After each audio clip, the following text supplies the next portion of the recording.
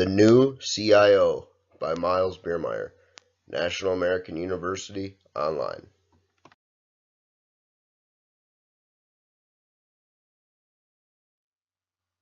Rose Industries was a manufacturer of some types of electrical products for private use in homes. A sizable portion of its business was devoted to designing, developing, and constructing or manufacturing different kinds of electrical components for both the public sector and the private sector. Ralph Williams was the CEO of the company, having been employed there for more than 45 years. This man had worked his way up from the mailroom to become CEO of this company.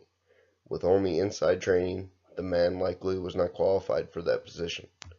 In fact, Rose Industries discouraged employees from receiving outside education. The conservative nature of the company had begun to affect its growth. The culture inside Rose Industries was hurting it. There was a lot of change that needed to occur within the company, and the culture was going to prevent those changes from occurring. The culture of Rose Industries was one of ultra-conservatism. The company discouraged taking classes at the local university or any other form of outside education. The company did provide inside education and provided the employees with several days of training per year. This is not enough to truly implement effective project management inside a company. The executives in the company were the ones making all the decisions about project management, not actual project managers. Before John Green came on board, there was no consideration given to hiring additional employees and adding more levels to management. Refusing to bring in outside workers with specialized skills that are needed with a company can be a huge mistake for the future of that company. This was the case for Rose Industries. It stifled growth and was making the company uncompetitive, making the workplace hostile. A lack of trust and little communication are some of the symptoms that occur when businesses use an inbreeding style of promotion and employee development. Rose Industries will likely never fully reach project management maturity. If the company can survive long enough for the current executives to retire and some new people to get those positions, then maybe if they can get past the culture in the company, then maturity can be reached. This is unlikely because the new people in those positions will have the company culture ingrained in them. The hiring process for an entirely new position that no one at the company has any experience with will be impossible to do successfully.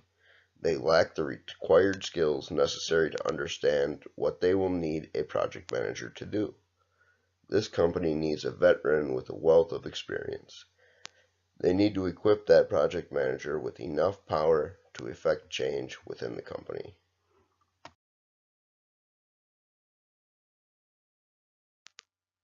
A candidate can only determine if the promises that were made during the interview process can be kept only in the future. They must go on it by trust. The candidate will have to trust the company to do what they said, as Green had done. When it does not work out because the promises were not kept, it may be best for the candidate to resign.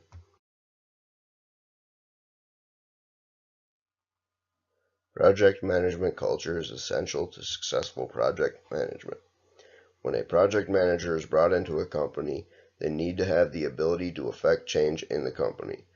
Understanding and identifying the correct components is essential to effecting project management culture.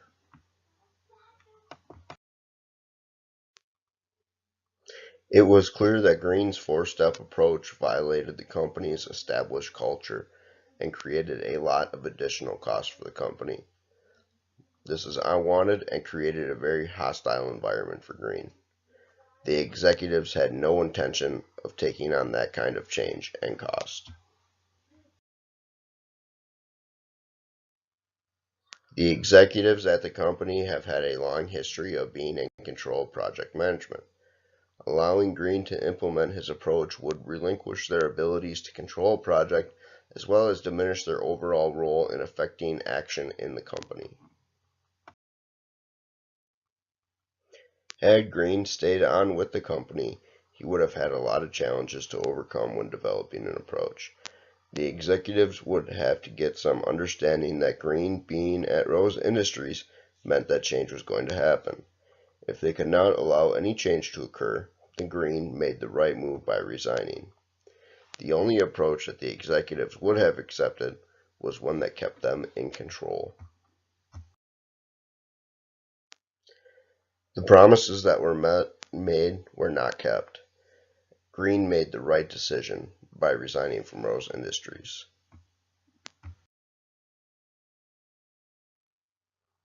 The culture of the company is going to send Rose Industries out of business.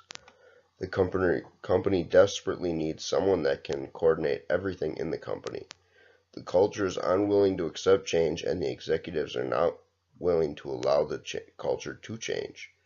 Therefore, Rose Industries is in a slow death spiral, with little hope of things turning around.